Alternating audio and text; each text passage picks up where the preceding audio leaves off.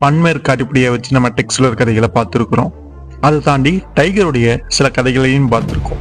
So line முத்து காமிக்ஸை பொறுத்த வரைக்கும் டெக்ஸ்வில்லர் அப்படின்னா தலை, டைகர் அப்படின்னா தளபதி.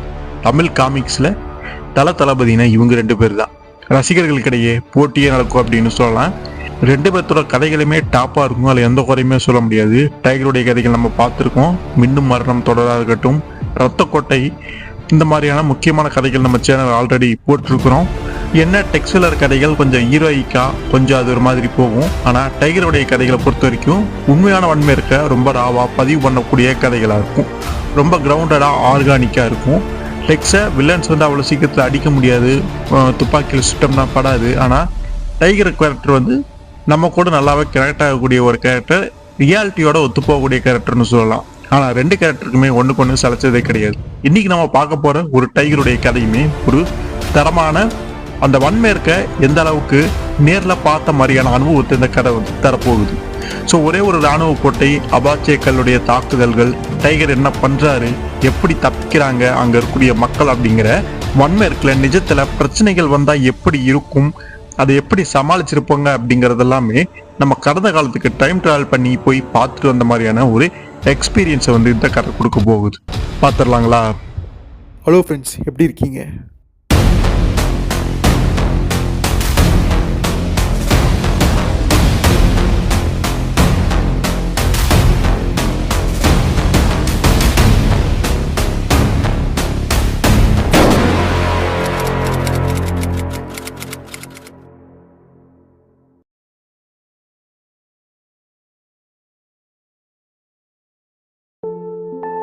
அமெரிக்க மெக்சிகோ எல்லை, நவம்பர் 23, 1868.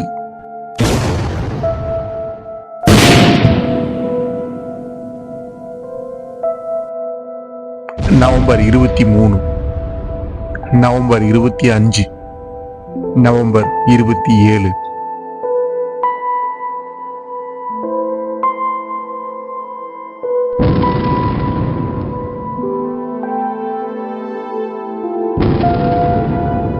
நவம்பர் 30. அடுத்ததா டிசம்பர் 3, நவஹோ கோட்டை அப்படின்னு சொல்லப்படுற ஒரு இராணுவ கோட்டையை வந்து காட்டுறாங்க. அந்த கோட்டைக்கு சில குதிரை வண்டிகள் அங்க வந்துகிட்டு இருக்குது. அவங்க எல்லாமே மக்கள், அகதிகள் அப்படின்னு சொல்லலாம். ஸோ ஒரு போருக்கான சூழல்ல வந்து பாத்தீங்கன்னா இருக்கிறாங்க. அதனால தாக்குதல்கள் எல்லாமே அங்கங்க நடந்திருக்கும் போல இருக்கு. அங்க கைவிடப்பட்ட மக்கள் அல்லது பாதிக்கப்பட்ட மக்கள் வந்து அருகாமையில் இருக்கக்கூடிய இந்த கோட்டையை நோக்கி அகதிகளா வந்து தஞ்சம் அடைஞ்சுக்கிட்டு இருக்கிறாங்க. அதுல நாஸ்டடாம் குடும்பம் அப்படின்னு ஒரு முக்கியமான குடும்பத்தை வந்து காட்டுறாங்க. கோட்டையில இருந்து பாக்குறாரு கர்னல் ஒருத்தர். அந்த கோட்டைக்கு இன்சார்ஜ் முக்கியமான நபர், பெரிய ஆள் அவர் தான். அவருடைய பேர் வந்து கர்னல் டாம் கிளார்க். ஸோ அவர் பாக்குறாரு, நாஸ்டடாம் குடும்பமுமே இங்க வருதா, நிலம் அந்த அளவுக்கு மோசமா இருக்குதா அப்படிங்கிற மாதிரி அவர் மனசுல நினைச்சுக்கிட்டு இருக்கிறாரு. அந்த குடும்பத்துல ஒரு அழகான இளம் யுவதி, ஒரு பெண்ணுமே இருக்கிறதையுமே நமக்கு காட்டுறாங்க. அந்த கோட்டையில முக்கியமான சில அதிகாரிகள் இருக்கிறாங்க. அவங்க எல்லாத்தையுமே பார்த்துடலாம். மேஜர் சாம் ஸ்டீவன்ஸ், இவர் வந்து மேஜர். லெப்டினன்ட் ஜெஃப் காரட்னு சொல்லிட்டு ஒரு நபர். அடுத்ததா லெப்டினன்ட் அன்சன் எம் ஜோன்ஸ் அப்படிங்கிற ஒரு நபர். இவங்க போக நம்ம டைகருமே இருக்கிறாரு. அவரு இப்ப கோட்டையில இல்ல, ஏதோ ஒரு வேலையை வந்து வெளியில போயிருக்கிறாரு. ஸோ இப்படி கோட்டைக்குள்ள வந்த அந்த அகதிகள், அந்த மக்கள்ல ஒரு வயசான ஒருத்தர் இருக்கிறாரு. அவர் வந்து கோவத்துல வந்து கத்துறாரு, விலை போயிட்ட துரோகிங்களே, உங்களை ஆண்டவன் தண்டிக்காம விட மாட்டான் அப்படிங்கிற மாதிரி கோவத்துல வந்து சத்தமா சொல்றாரு. அவன் யார குறிப்பிடுறான் அப்படிங்கிற மாதிரி கர்னல் உள்ள இருந்து கோட்டையில இருந்து பேசுறாரு. அதாவது அவங்களுக்கு மதுவையும் ஆயுதங்களையும் வித்து ஆதாயம் தேடின அந்த சுயநலவாதியான நியூமேனா அப்படின்னு நினைக்கிறாரு. இல்லைன்னா வெள்ளையர்களுடைய கோபத்தையும் வெறுப்பையும் தூண்டுற வகையில காட்டு மிராண்டிகளோட ஒப்பந்தம் செய்ய துடிக்கும் டைகரியா அப்படின்னு நினைக்கிறாரு. இல்ல நாச வேலையை உயிர் மூச்சா செஞ்சுட்டு இருக்கக்கூடிய சாட்டோவையா அப்படின்னு சொல்றாரு. ஸோ 3 கருத்துக்களை வந்து மனசுல நினைக்கிறாரு. சாட்டோ அப்படின்னு சொல்லிட்டு ஒரு நபரை வந்து குறிப்பிடுறாங்க. அவன் வந்து செவிந்தியன் அபாச்சே. அவன் வந்து ஒரு கொலகாரன் அப்படின்னு சொல்லலாம். அவனுக்கு மதுவையும் ஆயுதங்களையும் யாரோ ஒரு நபர் வந்து வெளியிலிருந்து சட்டத்துக்கு புறம்பா வந்து வித்துக்கிட்டு இருக்கிறாங்க. ஆயுத கடத்தல் மாதிரி வந்து போய்கிட்டு இருக்குது. அந்த ஆயுதங்களை வச்சுக்கிட்டு இவன் மக்களை தாக்குறது, கொள்றதுன்னு அராஜகம் வந்து பண்ணிட்டு இருக்கான். இதனால மொத்த செவிந்திய கூட்டமே அந்த அபாச்சைகளே வந்து பாத்தீங்கன்னா இவங்களை தாக்குறாங்க அப்படிங்கிற விஷயம் வந்து அங்க போய்கிட்டு இருக்குது. இதனால வந்து போர் சூழல் வந்து அங்க நிக்குது. ஸோ அந்த சாட்டோ அப்படிங்கிற அந்த அபாச்சே, அந்த கொலைவெறி மிக்க அந்த செவிந்தியன் தான் இப்படிப்பட்ட ஒரு பதட்டமான சூழ்நிலைக்கு காரணமா இருக்கான். ஸோ அதனாலதான் டைகர் என்ன பண்ணியிருக்காரு அப்படின்னா, போய் அவனை பிடிச்சிட்டு வருவோம், அதுக்காக நம்ம அபாச்சைகள் கிட்ட போய் பேசுவோம், ராணுவத்துக்கும் செவிந்தியர்களுக்கு இடையில ஒரு சமாதான ஒப்பந்தத்தை ஏற்படுத்தும் அப்படின்னு சொல்லிட்டு அந்த முயற்சியின் காரணமா போயிருக்கிறாரு.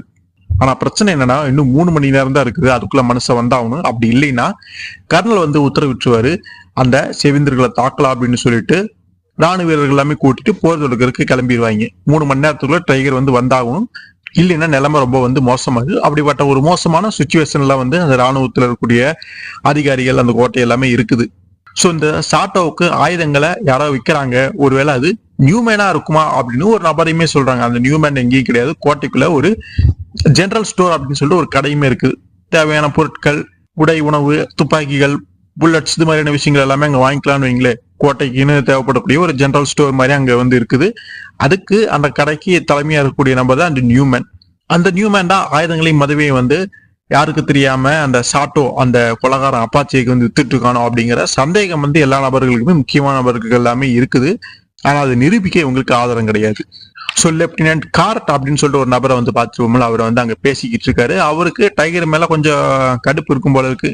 காரணம் என்னன்னா, செவிந்தியர்களுடைய சமாதானம் போய் பேசிட்டு வந்ததா அப்படின்னு டைகர் சொல்லியிருப்பா. அப்படி அதுல உடன்பாடு இல்லாத ஒரு நபர், அவனா எடுத்தோம் கவுத்தோம் அப்படின்னு சொல்லிட்டு போர்த்தான் போகணும் அப்படின்னு சில நபர்கள்லாம் போர் செய்யறதுலேயே குறியா இருப்பாங்கல்ல, அந்த மாதிரியான ஒரு கேரக்டர்னு அப்பதான் புரியுது. ஸோ டைகருடைய அந்த முயற்சி போய் சமாதானம் பேசலாம் அப்படிங்கிற அந்த திட்டம், அந்த யோசனை எல்லாமே உனக்கு சுத்தமா பிடிக்கல. அது எல்லாமே கர்னல் கிட்ட சொல்லிட்டு இருக்கிற. அப்படி கொஞ்சம் பொறுமையாரு, இன்னும் டைம் இருக்குது, டைம் முடிஞ்சதுக்கு அப்புறம் நான் என்னுடைய முடிவை சொல்றேன், அதுக்கப்புறம் நம்ம எது இருந்தாலும் பண்ணிக்கலாம் அப்படின்னு சொல்லும் பொழுது வேற வழி இல்லாம அந்த கார்ட் அப்போதைக்கு அமைதியா இருக்கிறான். ஸோ டிராகன் மலைப்பகுதி அப்படின்னு நமக்கு அங்க காட்டுறாங்க.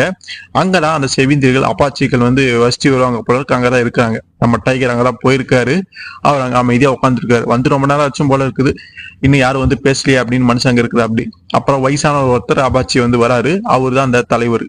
அவருடைய பேர் ஹை ஹூஹா. அவர் சொல்றாரு, இங்க பாருங்க டைகர், கோட்டையில இருக்கிற வேற யாருக்கும் எங்க கூட ஆலோசனை நடத்த அக்கறை இல்லாத நிலையில எங்களை மதிச்சு இவ்வளவு தூரம் மனசு திறந்து பேச உங்களுடைய நல்லெண்ணத்தை என்னால புரிஞ்சுக்க முடியுது.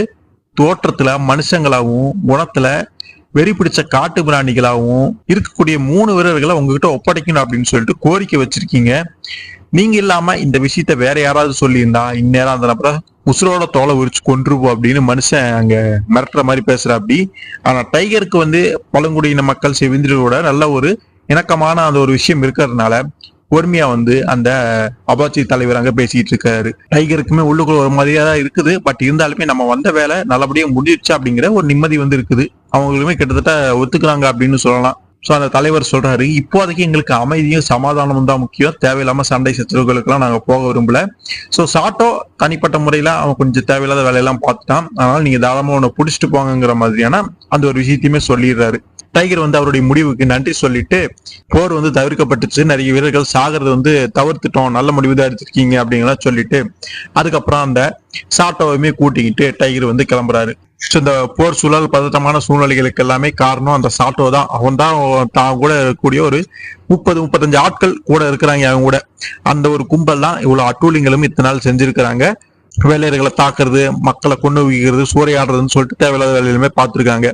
ஸோ இப்ப அந்த விஷயம் இதோட முடிவுக்கு வந்துருச்சு, பிரச்சனை எல்லாம் முடிஞ்சிருச்சு, நம்ம கூட்டிட்டு போறோம், டயத்துக்குள்ள போயிட்டோம்னா எந்த பிரச்சனையும் வராதுன்னு சொல்லிட்டு நிம்மதியா மனுஷங்க கூட்டிட்டு போயிட்டு இருக்கிற. அப்படி அதுக்கப்புறமா நமக்கு காட்டுறாங்க வேற இடத்துல ஒரு கோச் வண்டி, குதிரை வண்டி பாத்தீங்கன்னா யாரோ உள்ள ஒருத்தர் உட்காந்துருக்காரு, யாருன்னு தெரியல. பட் அந்த நபரை ஏத்திக்கிட்டு அங்க 2 பேரும் குதிரையை ஓட்டிக்கிட்டு வந்துகிட்டு இருக்கிறாங்க. ஸோ அவங்களுமே அந்த நவஹோ கோட்டை, அந்த ராணுவ கோட்டைக்கு தான் வந்துகிட்டு இருக்காங்க. உள்ள இருக்க நபர் என்ன காரணத்துக்காக வராதுன்னு தெரியல. பட் வண்டி ஓட்டி ஏதோ ஒரு டாக்குமெண்ட்டோ ஆவணமோ அதை கொண்டு போய் கர்னல்கிட்ட கொடுக்கணும் அப்படிங்கறதுக்காக வந்துகிட்டு இருக்காரு. ரொம்ப கடமை உணர்ச்சியோட அந்த விஷயத்த பண்ணிட்டு இருக்காரு. ஆனா கூட ஒரு நபர் உட்காந்துருக்கு, அப்படியே மனுஷன் குழப்பிட்டே வர. அப்படி நம்ம பாட்டுக்கு இப்படி எடுத்தவங்க ஒருத்தனுக்கு கிளம்பி வந்துட்டோம், அந்த சாட்டவும் அவனுடைய 30 ஆட்களுக்கு இது வந்தாங்கன்னா நம்ம சோழி முடிஞ்சிருச்சு, என்ன பண்றது அப்படிங்கிற மாதிரி கவலையா புலம்பிட்டே வந்துட்டு இருக்கிறாரு. உள்ள வண்டிக்குள்ள உட்காந்துருக்க நபரோ என்ன மாதிரியான ஒரு மோசமான இடத்துக்கு நம்மளை அமுச்சு வச்சிருக்காங்க அப்படின்னு புலம்பிட்டு இருக்காரு. அப்படி ஒரு போர் சூழல், பதற்றமான சூழ்நிலை இருக்கிறது அப்படிங்கிற ஒரு பக்கம் இருந்தாலுமே பனிப்பொழிவுங்கிறது அங்க இருக்குது. ஸோ பனியா சுத்தி இருக்குது, அதுவுமே கிளைமேட் மற்ற விஷயங்கள் எல்லாமே இன்னுமே அவங்களுக்கு மோசமாயிரும். ஸோ இதெல்லாமே பார்த்துதான் மனுஷன் அங்க வந்துகிட்டு இருக்கிற. அப்படி சோ அந்த வண்டி குதிரையில போய்கிட்டு இருக்காங்க. அப்ப ஒரு நபர் யாரையோ வந்து காட்டுறாங்க, தூரத்துல இருக்கிறான். குதிரை வண்டி அங்க வந்துகிட்டு இருக்குது. யாருன்னு தெரியல, கையில ஒரு துப்பாக்கி வச்சிருக்கான். மத்த ரைபிள்ஸ் மாதிரி இல்லாம கொஞ்சம் வேற ஒரு துப்பாக்கி ஆட்டிருக்கு, அதை வச்சிருக்கிறான். அவன் அங்க இருந்து சுடுறான். சோ வண்டி ஓட்டிட்டு இருந்த அந்த வயசான நபர் வந்து பாத்தீங்கன்னா நெத்தியில குண்டடிப்பட்டு அங்கேயே கீழே விழுந்துறாரு. அவருடைய பேர் வந்து ஜோசாமா. அட அநியாயமே அப்படிங்கிற மாதிரி பக்கத்துல உட்கார்ந்து இருந்தவ பதறான். என்ன நடக்குது, சுட்டது யாரு அப்படின்னு வண்டிக்குள்ள இருந்தவன் கேட்கும் பொழுது, வண்டி ஓட்டி பக்கத்துல உட்காந்து இருந்த நபர் எப்படி கடிவாளத்தை பிடிச்சு வண்டியை கண்ட்ரோல் பண்ணி முடிஞ்ச வரைக்கும் சமாளிச்சு ஓட்டிட்டு இருக்காரு. அப்படியே ஓட்ட சொல்ற அப்படி யாரு சுட்டாங்கன்னு தெரியல, நிச்சயமா அது அந்த செவிந்திரிகளா தான் இருக்கணும், சாப்பிட்டாவும் அவனுடைய ஆட்களாகவும் கூட இருக்கலாம். ஆனா எருதுகளை வேட்டையாடுறதுக்கு பயன்படுத்தக்கூடிய அந்த துப்பாக்கியிலிருந்து சுடுவாங்க நான் எதிர்பார்க்கவே இல்லை. அது வந்து ஒரு ஒற்றை இயக்க துப்பாக்கி அப்படிங்கலாம்.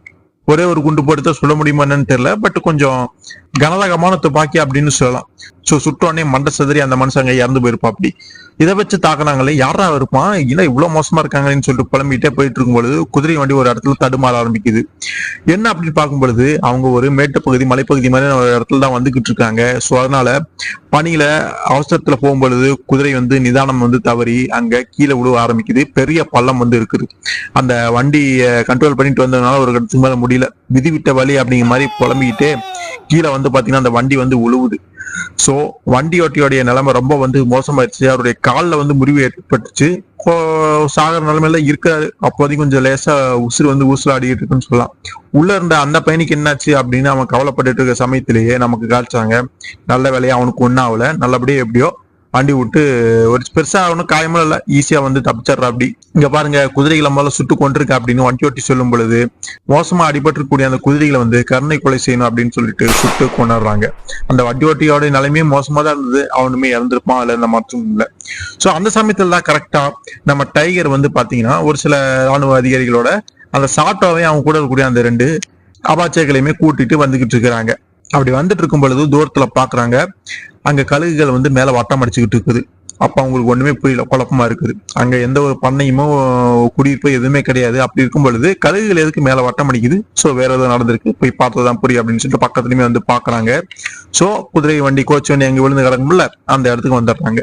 சோ வண்டி வண்டி பக்கத்துல உட்காந்துருந்த அந்த செக்யூரிட்டி ஆசாமி வந்து இறந்து போயிட்டான். அதை வந்து ஒரு அந்த லெப்டினன்ட் பார்த்து வந்து கன்ஃபார்ம் பண்ணி டைகர் கிட்ட சொல்லிடுற. அப்படி கொஞ்சம் முன்னாடி தள்ளி போனோம்னா அங்க அந்த வண்டி ஓட்டியுமே இறந்து கிடக்கிறதையுமே புரிஞ்சுக்கிறாங்க. யார் தாக்கினாங்க அப்படிங்கிறது இவங்களுக்குமே சரியா புரியல. சாட்டோ உன்னுடைய ஆளுங்க இதெல்லாம் பண்ணாங்களா அப்படின்னு சொல்லிட்டு ஒரு ராணுவ அதிகாரி துப்பாக்கி காட்டி அங்க மிரட்டுற. அப்படி டைகர் இருந்துகிட்டு, விடு, நமக்கு விஷயம் என்னன்னு முழுசா தெரியாது, உணர்ச்சி பட வேண்டாம். ஆனா ஒண்ணு மட்டும் எனக்கு தெரியும், இதை வந்து பண்ணது செவிந்திரிகள் கிடையாது, இந்த மாதிரியான கனரக துப்பாக்கியை பயன்படுத்துறது அவங்க கிடையாது, இதை வந்து எருதுகளை வேட்டையாடத்தான் பண்ணுவாங்க, அதனால இதை வந்து வேற யாரோ பண்ணியிருக்காங்க, யாரோ தொழில்முறை கில்லாடி, அவன் தான் அந்த வேலையை பார்த்திருப்பான் அப்படின்னு டைகர் வந்து அவருடைய அனுபவத்துல வந்து அங்க பேசுறாரு. அப்ப அங்க இன்னொரு நபர், ஒரு ஸ்கவுட், அவர் வந்து யாரோ நபர் தப்பிச்சு போன அந்த காலடி தடம் வந்து இருக்கிறத கவனிக்கிறாரு. யாரோ அந்த வழியா போயிருக்காங்க அப்படின்னு சொல்லும் பொழுது, ஓகே நீங்க என்ன பண்றீங்க அப்படின்னா அந்த சாட்டோவையும் அவனுடைய ஆட்களையும் கூட்டிக்கிட்டு நீங்க நேரம் கோட்டைக்கு போங்க, டைம் இல்ல, சீக்கிரமா போயிருங்க, இல்லைன்னா நிலைமை மோசமாயிரும். நான் இந்த காலடி தரத்தை பின்பற்றி அந்த நபர் யாரு அப்படிங்கறத தெரிஞ்சுக்கிறேன். நான் சொன்னது உங்களுக்கு புரிஞ்சது அப்படின்னு புரிஞ்சது டைகர், நாங்க கோட்டைக்கு போறோம், நீங்க பாத்துவாங்க அப்படின்னு சொல்லிட்டு டைகர் தனியா விட்டுட்டு அவங்க போயிடுறாங்க. நம்ம டைகர் வந்து தரத்தை பின்பற்றி வந்துகிட்டு இருக்காரு. சோ கோட்டையிலயோ அந்த 3 மணி நேரம் டைம் வந்து முடிஞ்சிருது. கர்னல் அதுக்கு மேல பொறுமை இல்ல. ஓகே லெப்டினன்ட் காரண்ட், படைப்பிரிவு எல்லாமே ரெடி பண்ணுங்க, போய் அந்த அபாச்சைகள் செவிந்திரிகளை வந்து தாக்கலாம் அப்படிங்கிற மாதிரி உத்தரவையும் கொடுத்துறாரு. நீ என்ன நினைச்சோ அதுபடியே செய்யலாம் அப்படின்னு உடனே அவனும் ரொம்ப ஆர்வமா எஸ் சார் அப்படின்னு சொல்லிட்டு போய் ராணுவ வீரர்களை வந்து கிளப்புறதுக்கு ஆயத்தப்படுத்துறதுக்கு கிளம்பிட்டான். உள்ள வந்து கர்னல் வந்து பக்கத்துல மேஜர் இருப்பாரு, அவர்கிட்ட பேசிட்டு இருக்க. அப்படி சார் டைகர் தோத்துட்டானே, என்னதான் ஒரு மோசமான கஷ்டமான ஒரு விஷயமா இருந்தாலுமே, பனி ரொம்ப மோசமா இருந்தாலுமே பையன் எப்படியோ வந்து ஜெயிச்சிருவான், வெற்றி நாடிடுவான், அவன் இந்த முறை தோத்துட்டானே நம்பவே முடியலன்னு சொல்லிட்டு டைகர் நினைச்சு அங்க ஃபீல் பண்ணிக்கிட்டு இருக்கிறாங்க. இருந்தாலுமே இந்த வாட்டி அவன் தோத்துட்டான், அதை ஒத்துக்கிட்டு தான் ஆகணும் அப்படின்னு பேசுறாங்க. இப்ப அந்த காரட் வந்து படைகளை கூட்டிட்டு போய் அந்த செவிந்திரிகளை அட்டாக் பண்றது அப்படிங்கிறது இன்னும் மோசமான நிலைமையா தான் இருக்க போகுது. அவனே ஒரு லூசு பையன், எடுத்தாங்க ஏதாவது பண்ணி சொதப்பிடுவான் அப்படின்னு அவங்களுக்கே புரியுது. அவன் சமாதானம் பேசுறதுல விரும்பக்கூடிய ஆள் கிடையாது, சண்டை மட்டும் தான் போடுவேன் அப்படின்னு சொல்லிட்டு இருக்கக்கூடிய நபர்.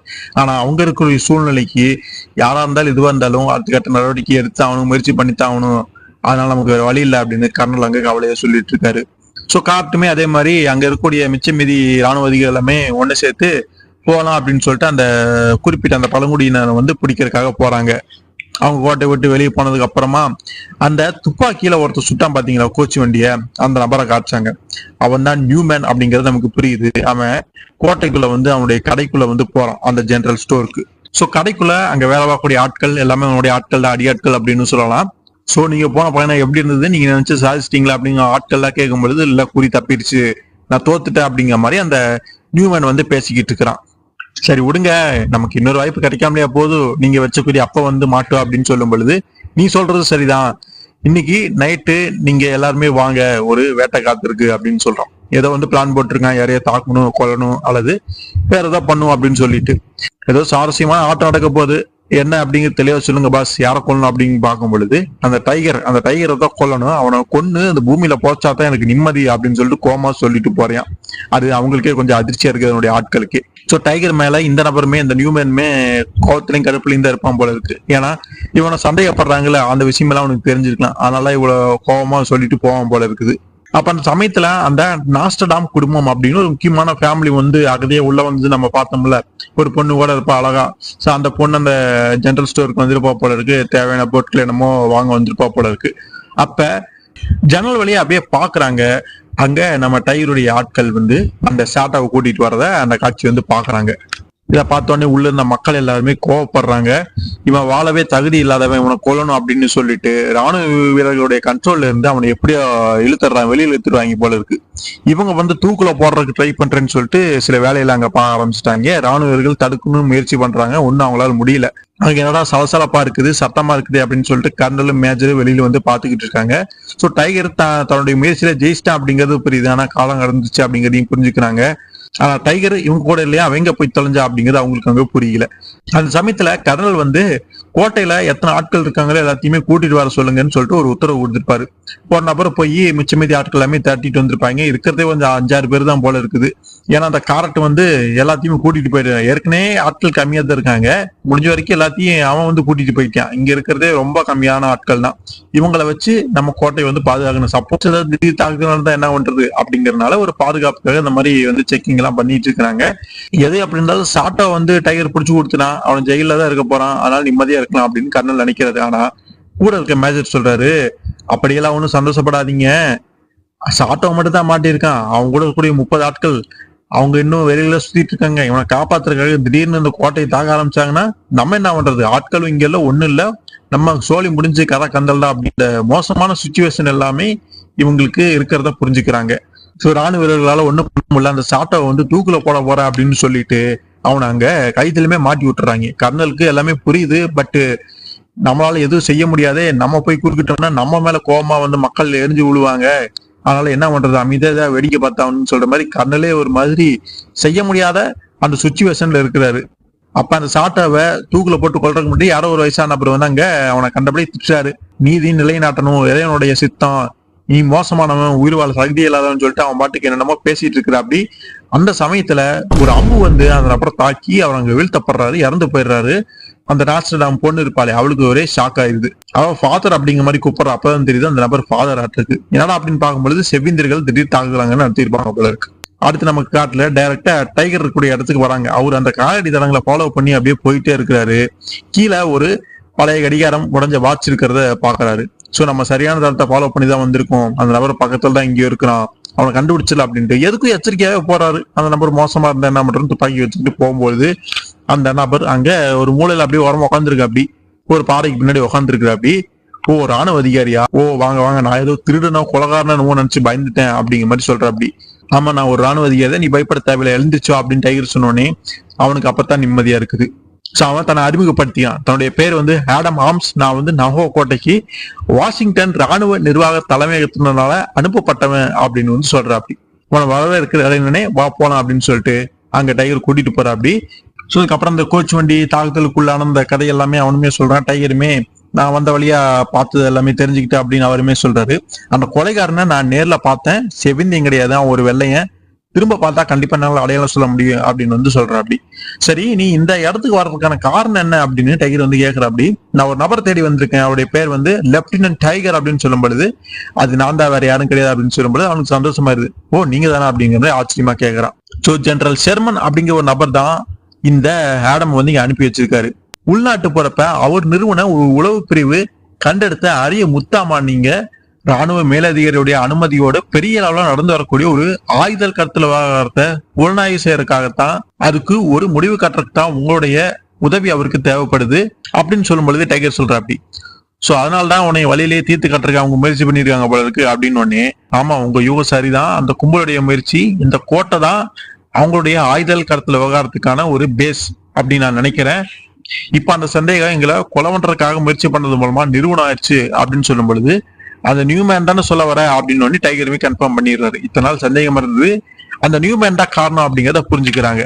எது எப்படி இன்னும் 1/2 மணி நேரத்துல கோட்டைக்கு போகலாம், போய் அந்த நியூமேனை பிடிச்சி விசாரிச்சோம்னா எல்லாம் உண்மை இப்ப வெளிவந்தானே அவனு அப்படின்னு டைகர் வந்து நிம்மதியா சந்தோஷமா இருக்கிறாரு.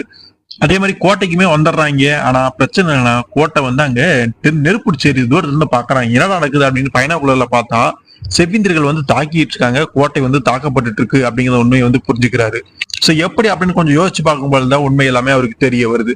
ஒண்ணு, என் கூட இருந்த சார்ஜென்ட் வந்து வழியில ஏதோ லேட் ஆயிடுச்சுன்னு கர்னல் கிளார்க் எனக்கு நிர்ணயிச்சிருந்த அந்த கெடுவை தாண்டி கோட்டைக்குள்ள போயிருந்திருக்கான். 2வது, கரெக்ட் தகுதியுள்ள சில ஆட்களை கூட்டிட்டு அவன் அந்த டிராகன் மலைப்பகுதி அபாச்சைகளை தாக்குறதுக்காக கிளம்பிட்டான். 3, சாட்டோடைய அந்த கைக்கூலிங்க கொஞ்ச தூரம் எங்களை ஃபாலோ பண்ணிட்டு வந்து சரியான நேரத்துக்காக காத்திருந்து இப்ப கோட்டையை தாக்க ஆரம்பிச்சிட்டாங்க. இதுதான் நடந்திருக்கும் அப்படிங்கிற மாதிரியான அனுபவ ரீதியான அந்த விஷயங்கள் எல்லாமே சொல்லிட்டு இருக்காரு. சோ இப்ப நம்ம என்ன பண்ண போறோம், எங்க போறது அப்படிங்கிற மாதிரி இந்த ஆடம் வந்து கவலையை கேட்கும் பொழுது, இப்ப நம்ம செய்யக்கூடியது ஒன்னே ஒண்ணுதான், அந்த கும்பலை எப்படியாவது நாம வந்து தாக்கணும், அவங்க முழுசா கோட்டையை தாக்கி அழிக்கிறதுக்குள்ள நம்ம வந்து முன்னாடி முந்திக்கணும் அப்படின்னு வந்து சொல்றாரு. சோ நம்ம 2 பேர் தான் இருக்கோம், நம்ம எப்படி சாதிக்க போறோம் அப்படிங்கிற ஒரு பக்கம் இருந்தாலுமே மனுஷன் கான்பிடண்டா அங்க பேசுறாரு. இதை கேட்டோடனே ஆடம்ஸ்க்கு இப்பதான் புரியுது, ஜெனரல் ஷெர்மன் ஏன் உங்களை நம்பிக்கை நட்சத்திரம் அப்படின்னு வந்து சொன்னாரு அப்படின்னு. நீங்க சாதாரண ஆள் கிடையாது, பெரிய ஆள் தான் அப்படிங்கிற மாதிரி அவன் அங்க சொல்றான். சோ கோட்டைக்குள்ளேயே நிலவரம் வந்து ரொம்ப மோசமா இருக்குது. அங்க கர்னல், மேஜர் எல்லாருமே ஆயுதங்களோட அங்க நின்றுட்டு இருக்கிறாங்க. கோட்டைக்குள்ள முதற்கட்ட தாக்குதல் மாதிரி ஏதோ நடத்தி அங்கிருந்த வண்டியை வந்து தீ வச்சிருப்பாங்க போல இருக்கு, அது கொழுந்து விட்டு அங்க எரிஞ்சுக்கிட்டு இருக்குது. பட் இன்னும் அடுத்த கட்ட அட்டாக் வந்து அங்க நடக்க ஆரம்பிக்கல. இவங்க எல்லாருமே ரெடியா தான் இருக்கிறாங்க, இன்னும் என்னதான் பண்ணிட்டு இருக்காங்க அப்படிங்கிற மாதிரி கவலையில வந்து கர்னல் டாம் கிளார்க் வந்து அங்க இருக்கிறாரு. சோ அப்ப மேஜர் அங்க வராரு. அவரு என்ன நிலவரம் கோட்டையில அப்படிங்கிற எல்லாமே சொல்றாரு. இதான் நிலவரம் கர்னல், அவங்க மொத்தம் 30 பேர் இருக்கிறாங்க. அவங்க எல்லாம் 10 பேர்ட்ட லேட்டஸ்ட் மாடல் ரைபிள்கள், புதுவாக 66 மாடல் வின்செஸ்டர்கள் எல்லாமே இருக்குது. மத்தவங்க கிட்ட பழைய வகை துப்பாக்கிய, வேற ஆயுதங்கள், வில்கள் இதெல்லாம் இருக்குது அப்படிங்கிறாரு. சோ அவங்க கிட்ட வின்செஸ்டர் ரைபிள்ஸ் துப்பாக்கி எல்லாம் இருக்கு அப்படின்னா அதுக்கு காரணம் நியூமேனா தான் இருக்கும் அப்படிங்கிற மாதிரி கர்னலுமே அங்க சொல்றாரு. அதுல சந்தேகமே கிடையாது அப்படிங்கிறாரு மேஜரு. ஆனா அவன் மேல பழி சுமத்த நம்ம கிட்ட எந்த ஆதாரமும் கிடையாது. நம்ம பக்கம் இருக்கிறது வெறும் 91 பேர் தான். 18 ஆண்கள், 35 பெண்கள், 38 குழந்தைங்க. இதுல காயமுற்றவங்க 6 ஆண்கள், 9 பெண்கள் மற்றும் 3 குழந்தைகளாம். எதிர்த்து போரிட தகுதி நிலையில இருக்கிறவங்க 26 பேர் மட்டும்தான். ஆயுதம் எந்த திறன் இருக்கவங்க 1 டஜன் பேர் இருக்கிறாங்க. இதுல 20 பேர் மட்டும் தான் கோட்டையில இருக்காங்க. மிச்ச பேர் அங்க நியூமனுடைய கடையில வந்து தடுத்து நிறுத்தப்பட்டிருக்காங்க. எண்ணிக்கையை மட்டும் வச்சு பார்த்தோம்னா எதிரிகளோட கைதான் ஓங்கி இருக்குது. திறமையை நான் கணக்குல எடுத்துக்கல. அந்த காட்டு மிராண்டிகளுடைய கொலைவெறி தாண்டவம் பற்றி நான் சொல்லி நீங்க தெரிஞ்சுக்கிற அவசியம் இல்லை. அதே சமயம் நம்ம கிட்ட ஒரு துருப்பு சீட் இருக்குது, அதுதான் சாட்டோம். அவனை பிணைக்கதையே வச்சு நம்ம ஏதாவது பண்ணணும்னு நினைச்சாலுமே அது எந்த அளவுக்கு உதவ போகுது அப்படிங்கிறது தெரியல. அப்படிங்கிறது அவங்க எந்த அளவுக்கு மோசமான நிலையில இருக்காங்க அப்படிங்கிற அந்த பேச்சே வந்து அவங்களுக்கு அங்க எடுத்து காட்டுது. சோ அந்த கார்ட் ஒரு வேளை திரும்பி வந்து நம்ம கூட சேர்ந்தா நம்மளுடைய கை வந்து ஓங்கி நம்ம ஜெயிக்கிறதுக்கு வாய்ப்பு இருக்கு அப்படின்னு வந்து நினைக்காரு. ஆனா இந்த விஷயம் அவனுக்கு தெரிஞ்சாதானே திரும்பி வரக்கே. அவனுக்கு விஷயம் தெரிஞ்சு வர்றதுக்கு எல்லாமே இன்னும் 1 வாரம் ஆனாலும் ஆச்சரியப்படுறதுல அப்படின்னு வந்துக்கிறாங்க. இது எல்லாத்துக்குமே காரணம் இந்த டைகர் தான். பாவி பையன் இப்படி விட்டுட்டு போயிட்டானே நட்டாத்துல அப்படிங்கிற மாதிரி கர்னல் டாம் கிளார்க் வந்து அங்க கவலையில வந்து புலம்பிட்டு இருக்காரு. அப்ப அந்த சமயத்துல ஒரு செவ்விந்தியன் வந்து வெள்ளைய கொடி காமிச்சிட்டு அங்க வந்து நின்றுட்டு இருக்கான். வெள்ளை கொடி காமிச்சாலே சமாதானத்துக்கு வந்து அழைக்கிறதா அர்த்தம். சோ அதை புரிஞ்சுக்கிட்டோன்னே அவங்களும் எதுவும் தாக்குதல் எதுவும் நடத்தல. கர்னலுமே யாரும் சுட வேணாம் அப்படின்னு சொல்லிடுறாரு. சோ அந்த டிரான்ஸ்லேட் பண்ணி பேசுறதுக்காக ஒரு கைடு ஒருத்தருப்பானே, அவனை தேடி பிடிச்சிட்டு வாங்க அப்படின்னு சொல்லும் பொழுது அவனையுமே தேடி வந்து பிடிச்சு அங்க கூட்டிட்டு வந்துடுறாங்க. சோ அப்படி அந்த செவ்விந்தி என்னதான் சொல்லியிருக்கான் அப்படின்னு பார்க்கும் பொழுது அவங்களுடைய ஒப்பந்தம் இதுதான், நம்ம சாட்டா விடுவிக்கப்பட்டா கோட்டையில உள்ளவங்களுக்கு எந்த ஒரு தீங்குமே நேரிடாதாமா, அவங்க பாட்டுக்கு போயிடுவாங்களாமா. ஆனா சாட்டாவை கூட்டிட்டு தான் போவேன் அப்படிங்கிறாங்க. அதனால கர்னலுக்கு எந்த ஒரு விருப்பமும் கிடையாது. கோரிக்கை வந்து நிராகரிக்கப்படுது. ஒருவேளை கோட்டை வந்து தாக்கப்பட்டுச்சுன்னா சாட்டாவை கொன்றுவோம் அப்படிங்கிற மாதிரி கர்னல் சொல்லிடுறாரு. அவனுமே அதை கேட்டு அங்க இருந்து போயிடுறான். பட் யாரோ நபர் பின்னாடி இருந்து சுட்டுறாங்க. முதுகுல தாக்கப்பட்டு அந்த செவ்விந்தியன் அங்க இறந்து போயிடுறான். யாரோன்னு பார்த்தா மேஜர் தான். அவர் சொல்ற அப்படி இடைக்கால போர் நிறுத்தமும் முடிஞ்சிருச்சு அப்படின்னு. சோ அவருக்கே தெரியுது சமாதானம் பேசி எல்லாம் ஒன்னும் ஆக போறது கிடையாது. அதனால சண்டை போறதுக்கு ரெடியா இருப்போம், எதா இருந்தாலும் மோதி பார்த்தலாம் அப்படின்ட்டு அந்த தூது சொல்ல வந்தவனே சுட்டு கொண்டுடுறாங்க. நிலைமை இன்னும் மோசமாக்கிடுறாங்க. ஸோ இங்க டைகரும் அந்த ஆடமும் வந்து ஏதாவது பண்ணுன்னு சொல்லிட்டு பரபரப்பா இருக்கிறாங்க. அங்க ஒரு வண்டி இருக்குது, பழைய வண்டியாட்டு இருக்கு. அதுக்கு மறைவா நின்னுக்கலாம் அப்படின்னு சொல்லிட்டு அங்க வந்து இருக்கிறாங்க. சில விஷயங்கள் பேசுறாங்க. டைகர் சொல்ற அப்படி இன்னும் 1 மணி நேரத்துல இருட்டிடும், நீ இங்கே இரு, நான் அந்த செவந்திகள் நிறுத்தி வச்சக்கூடிய குதிரைகளை, ஸோ அந்த குதிரைகளை நிறுத்தி வச்சிருக்காங்களே அந்த இடத்துல வந்து டைகர் வந்து டைனமைட்டை வந்து வெடிமருந்து அதை வந்து பதுக்கி வச்சிருப்பாரு போல இருக்கு. அந்த இடத்துல வச்சிருக்காரு. அதை நான் போய் எடுத்துட்டு வர முடிஞ்சா நமக்கு ரொம்ப உதவியா இருக்கும் அப்படின்னு சொன்னோடனே அந்த ஆடமுக்கு ஆச்சரியமா இருக்கு. எங்க எப்ப போனாலுமே கையில கைவசம் வச்சுப்பீங்களா டைமண்ட் அப்படின்னு சொல்லும் பொழுது, ஆமா எனக்கு பட்டாசு வெடிக்கிறது ரொம்ப பிடிக்கும்னு வேடிக்கையா அவர் பேசுற டைகரு. அது மட்டும் இல்லாம இந்த கத்தியுமே ரொம்ப யூஸ் ஆகும், சில குரல் வலை எல்லாமே அறுக்கிறதுக்கு பயன்படும் அப்படின்னு அவனுக்கு ஷாக் ஆயிடுச்சு. என்னது குரல் வலையை அறுப்பதற்கா, என்னையா சொல்ற அப்படிங்கிற மாதிரி ஒரு ரியாக்ஷன் மனுஷன் மூஞ்சியில.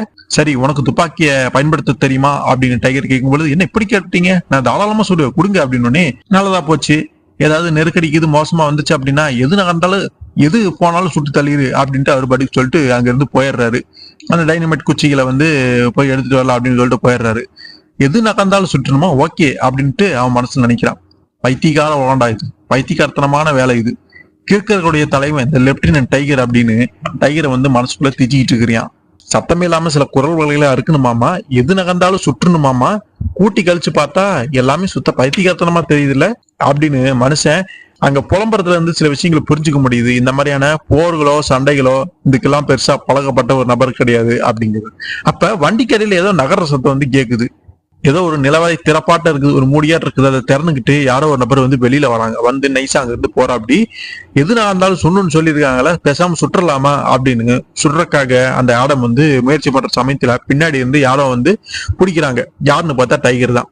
நாங்க போய் சாதிக்கணும்னு நினைச்ச வேலையை வந்து என்னால சாதிக்க முடியல, குதிரைகளை ரொம்ப பாதுகாப்பா நிறுத்தி வச்சிருக்கிறாங்க, ஸோ காவலுக்கு இருக்கனுடைய கவனத்தை ஈர்க்காம அங்க போறது ரொம்பவே கஷ்டம், அதனால நைட் ஆகட்டும், நைட்டை சாதமா பயன்படுத்தி நம்ம போகலாம் அப்படிங்கிற மாதிரி சில விஷயங்கள் சொல்லிட்டு இருக்கும் பொழுதே டைகர் நான் ஒரு முக்கியமான விஷயம் சொல்லணும் அப்படிங்கிற. அப்படி உன்னோட கவலை புரியுது, எந்த ஒரு நெருக்கடிக்கும் ஒரு தீர்வு இல்லாம போகாது, ஓடி போய் காரட்டுடைய அந்த படைப்பிரிவை திரும்ப நம்ம வரசோம்னா கூட நம்மளுடைய பிரச்சனை எல்லாமே தீர்ந்து போயிடும் அப்படின்னு சொல்லும் பொழுது, நான் அதை சொல்லல, நான் சொல்ல வந்தது வேற ஒரு விஷயம். அங்க வண்டி கடையிலேயே ஏதோ விஷயம் இருக்குது, திறப்பு மாதிரி இருக்குது, அதை வந்து கவனிங்க அப்படின்னு சொல்லும் பொழுது அதை கவனிக்கிறாங்க.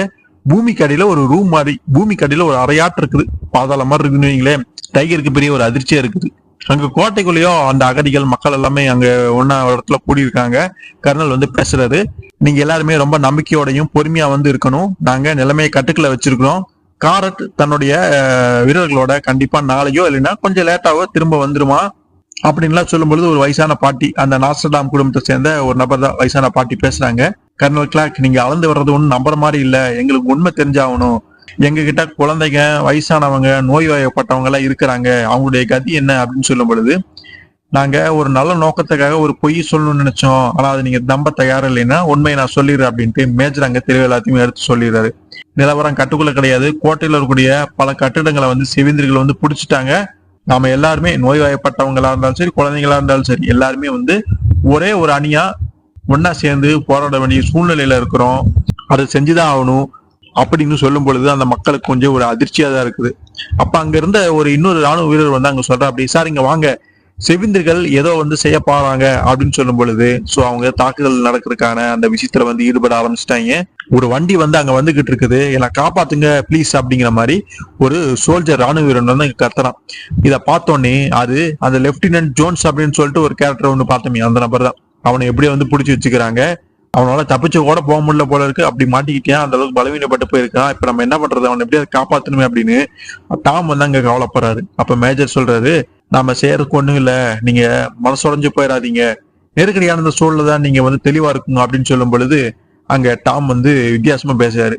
ஆமா, கதிகலங்கி நிற்கிறதுக்கு இது நேரம் இல்ல, எல்லாமே சுகமா தானே இருக்குது, சாதகமான சூழல் நிலவுது, ஏதோ ஒரு சின்ன பிரச்சனை அவ்வளவுதானே, எல்லாமே இப்படிங்கிறதுக்குள்ள காணாம போயிரு, எல்லாம் சரியாயிரும், இதுக்கு போய் யாராவது கவலைப்படுவாங்களா, சே நான் ரொம்ப ஸ்ட்ராங்கா மட்டும் கிடையாது, ரொம்ப சந்தோஷமா இருக்கிறேன் அப்படின்ட்டு அவரு பாட்டுக்கு ஏதோ கவலையில வந்து வேடிக்கையா புலம்பிட்டு போயிட்டு இருக்கிறாரு.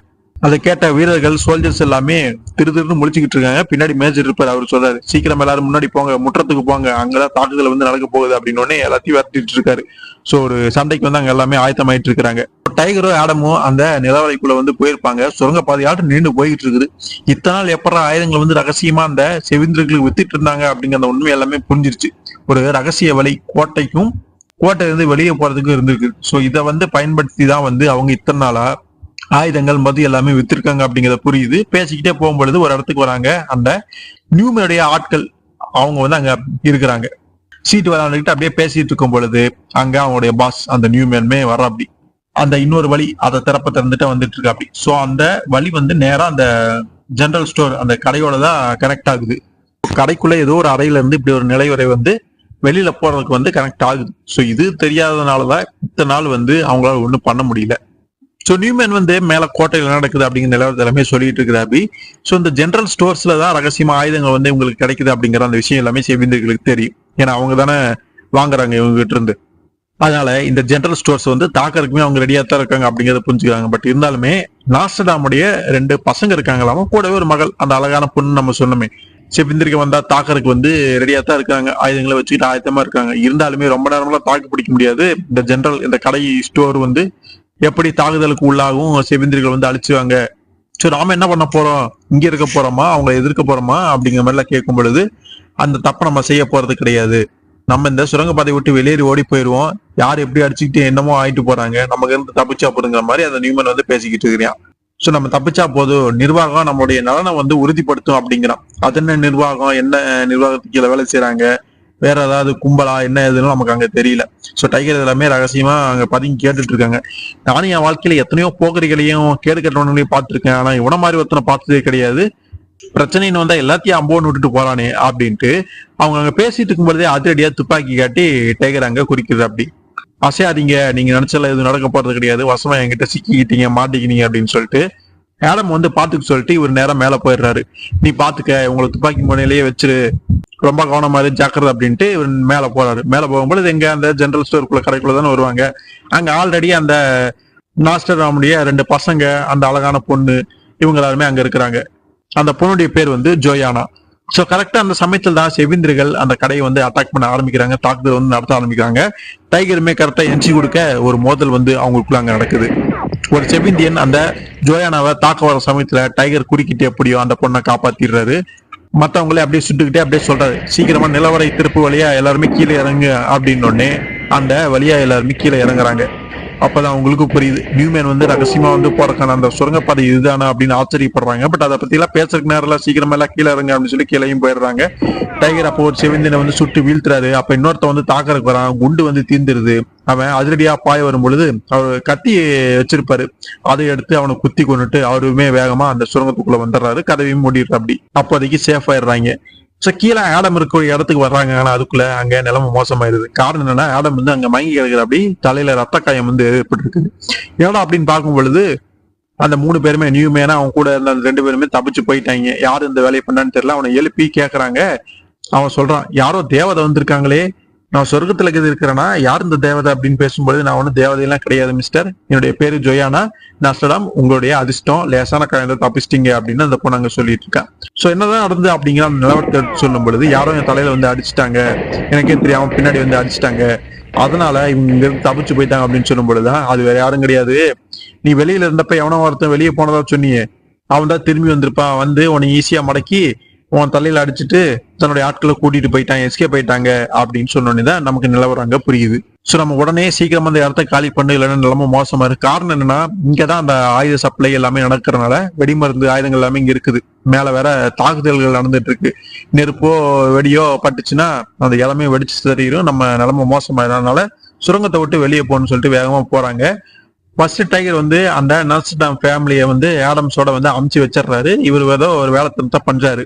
அங்க இருக்கக்கூடிய அந்த டைனமைட் குச்சிகளை எடுத்து கோரி மாதிரி செட் பண்ணுவார் போல் இருக்கு. அந்த இடமே அடிச்சு தகர்க்கணும் அப்படிங்கிற ஐடியா பண்ணி சில விஷயங்கள் பண்ணிட்டு இருக்காரு. அது மட்டும் இல்லாம அங்க துப்பாக்கிகள் எல்லாமே நிறைய இருக்கும், அது எல்லாமே எடுத்து போகணும் அப்படிங்கறக்காக தான் இவ்வளவு ஆவேசமா அந்த இடத்த தகர்த்துக்கிட்டு உள்ள வரணும்னு நினைக்கிறாங்க. அதுக்குள்ளேயே அவரு டைனமைட் குச்சி எல்லாமே பண்ணி திரி எல்லாமே நீட்டி விட்டு பத்த வச்சு விட்டுறாரு. சோ டைகர் வேகமா வந்து அங்க இருந்து போய் தப்பிக்கணும்னு பாக்குறாரு. ஆனா அவ்வளவு சீக்கிரத்துல மேல போக முடியல. செவிந்திர்களுமே அங்க கதை உடைச்சிட்டு கீழே இறங்கிடுறாங்க. பட் அவங்களுடைய கெட்ட நேரம், அங்க நம்ம டைகர் திரியை கொளுத்தி போடுறது அவங்களுக்கு தெரியாது. அந்த வெடிமரத்தை நோக்கி திரியில நெருப்பு போயிட்டு இருக்கிறத பாக்குறாங்க. பட் ரொம்ப பக்கத்துல போயிருது, இவங்க நினைச்சாலும் தடுக்க முடியாது. கரெக்டா வந்து மாட்டிக்கிறாங்க அப்படின்னு சொல்லலாம். அங்க பெரிய வெடி விபத்து அங்க நிகழுது.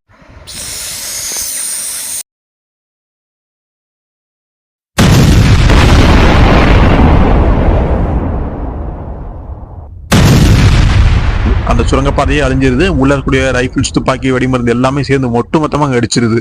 கரெக்டா அந்த சமயத்துல இவங்க வந்து நாஸ்டர்டாம் ஃபேமிலி வந்து வெளியேறிடுவாங்க. ஆடம்ஸ் எல்லாருமே டைகருக்கு என்னாச்சோ ஏதாச்சும்னு அங்க பதறிக்கிட்டு இருக்கிறாங்க.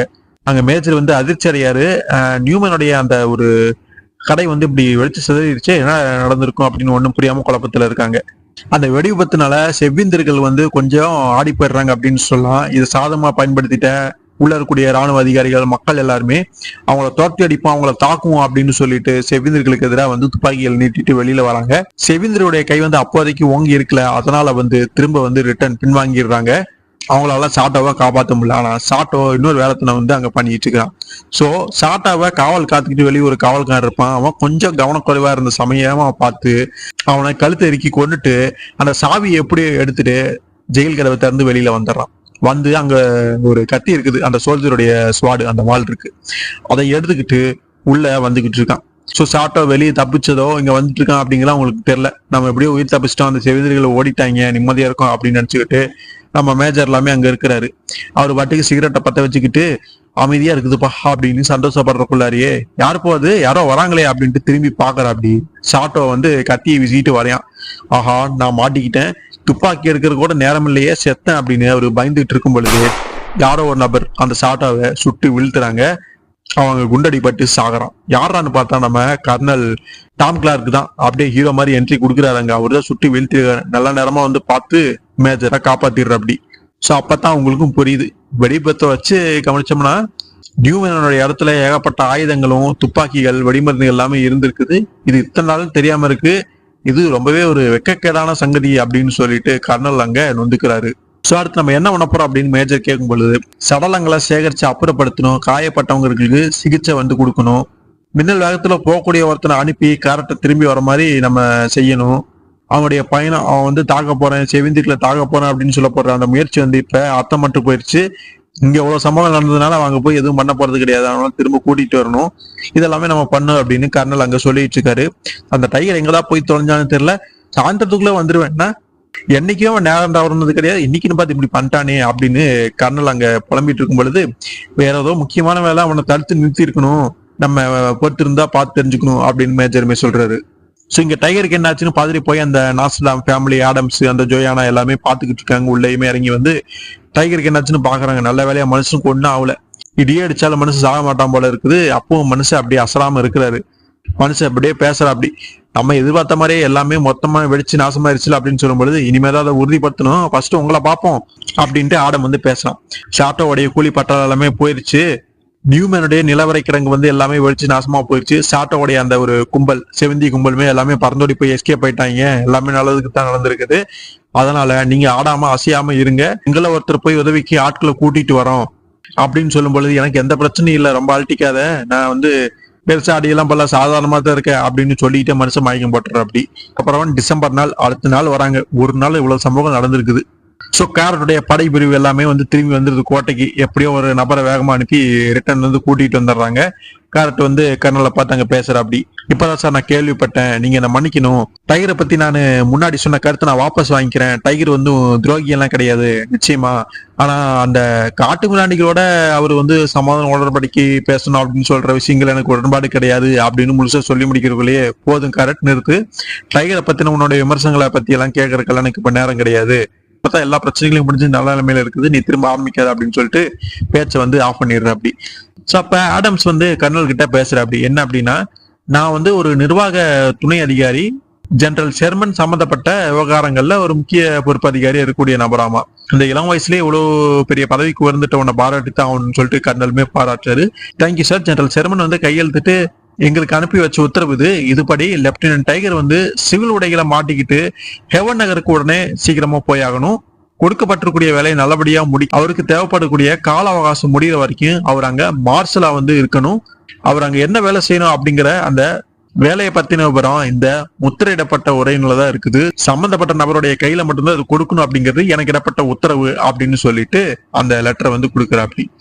அப்படின்னா நீங்க சில நாட்கள் வந்து தங்கி இருந்தா ஆகணும், ஏன்னா அந்த சுரங்கப்பாதையில நடந்த விபத்துனால டைகர் கொஞ்சம் அதிர்ச்சியில வந்து இருக்கு, அப்படி காய வந்து ஆறணும், அது ஒன்றும் பிரச்சனை இல்லை சார், நான் வந்து வெயிட் பண்ணி கூட்டிட்டு போய்க்கிறேன் அப்படின்னு ஆடம்ஸ் வந்து சொல்லிடுறான். அதுக்கப்புறமா அந்த ஆடம்ஸுமே கர்னல் கிட்ட விடைபெற்றுட்டு போயிடுறான். எங்க போறான் அப்படின்னு பார்க்கும் பொழுது ஒரு ஈமச்சடங்கு வந்து அங்க நடக்குது. அங்க நாஸ்டர்டாம் ஃபேமிலி எல்லாம் இருக்கிறாங்க. கூடவே டைகரும் நிக்கிறாரு. திடமா தெம்பா வந்து நிக்கிறாப்படி. இதை பார்த்து ஆடம்ஸ்க்கு ஆச்சரியமா இருக்குது. டைகர் அங்க நிக்கிறத பார்த்தோன்னே. ஏன்னா கொஞ்ச நாளா அதாவும் காயமெல்லாம் சரியா இருக்கு அப்படின்னு பார்த்தா மனுஷன் அப்படி வந்து நிக்கிற அப்படியே அப்படின்னு ஆச்சரியப்படுறாங்க. அப்படி யார் தான் இறந்து போயிட்டா யாருக்கு வந்து அஞ்சலி செலுத்துறாங்க அப்படின்னு பார்க்கும் பொழுது லியூப் நாஸ்டர்டாம் அப்படின்னு வந்து சொல்றாங்க. அவங்களுடைய அப்பாவாற்றுக்கு அவர் தான் இறந்துட்டாரு போல இருக்கு அந்த தாக்குதல்ல. அவருக்கு தான் எல்லாமே அங்க மரியாதை செலுத்திட்டு அஞ்சலி செலுத்திட்டு இருக்கிறாங்க. டைகர் வந்து ஆடம் கிட்ட பேசுற அப்படி, என்னுடைய புது உத்தரவை பத்தி நான் படிச்சு பார்த்தேன். எனக்கு ஓகே தான், நான் சீக்கிரமா இங்க இருந்து கிளம்பணும்னு நினைக்கிறேன். எப்படியும் ஒரு வாரத்துக்குள்ள நீ சொன்ன அந்த ஹேவன் அப்படிங்கிற அந்த ஊருக்கு போய் பதவியை பொறுப்பெடுத்துக்கிறதுக்கு நான் ரெடியா தான் இருக்கேன் அப்படின்னு சொல்லும் பொழுது, ஆனா அது எப்படி சாத்தியம்? நேத்தானே கொஞ்சம் மோசமான நிலையில கிடந்தீங்க, இப்ப என்னன்னா உடனே கிளம்பலாம் அப்படிங்கிறீங்களே, எனக்கு ஒண்ணும் புரியல அப்படின்னு. அதை பத்தி நான் மறுபடியும் பேச விரும்பல. இந்த வீரர் இறந்து போனதே லியூப் நாஸ்டர்டாம், அவருக்கு அஞ்சலி செலுத்துறதுக்காகவும் இந்த அன்பான பெண்மணிக்கு வந்து ஆற்றல் சொல்றதுக்காகவும் தான் நான் இங்க வந்தேன் அப்படின்னு சொல்லும் பொழுது, டைகர் உனக்கு எவ்வளவு நன்றி வேணாலும் சொல்லலாம், எங்களுடைய எல்லாத்தோட உரிமையுமே நீ காப்பாத்திருக்க, குறிப்பா இளைஞர்கள் ஜெயனா என்னுடைய பசங்கள் எல்லாமே காப்பாத்திருக்க அப்படின்னு சொல்லிட்டு அந்த இறந்து போனாங்களா அவங்களுடைய மனைவி வந்தாங்க எமோஷனலா பேசிக்கிட்டு இருக்கிறாங்க. அதை ஒன்றும் பெருசுப்படுத்தாதீங்க, நான் ஒரு ராணுவ என்னுடைய கடமையை தான் செஞ்சேன், அவருடைய மரணம் தான் துரதிருஷ்டவசமானது அப்படின்னு டைகருமே சொல்றாரு. அதுக்கப்புறமா நம்ம டைகருமே அங்க கர்னல் டாம் கிளார்க் கிட்ட எல்லாமே சொல்லிட்டு விடை பெற்றுக்குது அப்படி. ஏன்னா அவர் அங்க அடுத்த பணிக்கு போகணுமே அப்படின்ட்டு அங்க இருந்து கிளம்புறாரு. எல்லாருமே குட் லக் வாழ்த்து எல்லாமே வேலை அனுப்பி வைக்கிறாங்க. ஆனா கர்னலுக்கும் சரி மேஜருக்கும் சரி என்னன்னு தெரியல, ஒரே கவலையா இருக்குது. அந்த மொரட்டு பையன் டைகருடைய பிரிவு என்ன ரொம்ப வருத்துது அப்படின்னு சொல்றாரு. ஒன்னும் ஃபீல் பண்ணாதீங்க, இது தற்காலிக பிரிவு தான், மனுஷன் சீக்கிரமே வேலையை முடிச்சுட்டு இங்க திரும்பி வந்துருவான், 18 வயசுல இருந்து ராணுவத்துல இருக்கான், எங்க போறான், நம்ம கூட தான் இருப்பா அப்படின்னு மேஜருமே இங்க சொல்லிட்டு இருக்காரு. அடுத்ததான் நம்ம டைகர் வந்து மார்ஷலா வந்து அவதாரம் எடுக்க போறாரு. அதெல்லாமே அடுத்த கதைகள்லாம் நம்ம பார்க்கலாம். இந்த கதை எப்படி இருந்தது அப்படிங்கறத கீழே கமெண்ட்ஸ்ல சொல்லுங்க. ஒரு வன்மை இருக்கு அங்க நடக்கக்கூடிய அந்த போர், ராணுவம், செவ்வீந்திரிகள், இதெல்லாம் உண்மைக்கு நெருக்கமான கதை வந்து பதிவு பண்ணியிருக்கோம். நிச்சயமா வந்து ஒரு வித்தியாசமான அனுபவம் வந்து உங்களுக்கு கிடைச்சிருக்கும், புதுவிதமான அனுபவம் கிடைச்சிருக்கும். வீடியோ பிடிச்சிருந்தது அப்படின்னா லைக் பண்ணுங்க, ஷேர் பண்ணுங்க, எல்லாத்துக்குமே தெரியப்படுத்துங்க, குறிப்பா சப்ஸ்கிரைபும் பண்ணிக்கங்க. அடுத்த ஒரு சுவாரஸ்யமான ஒரு வீடியோலயோ ஒரு கதையிலயோ உங்களை சந்திக்கிற வரைக்கும் நன்றி நண்பர்களே.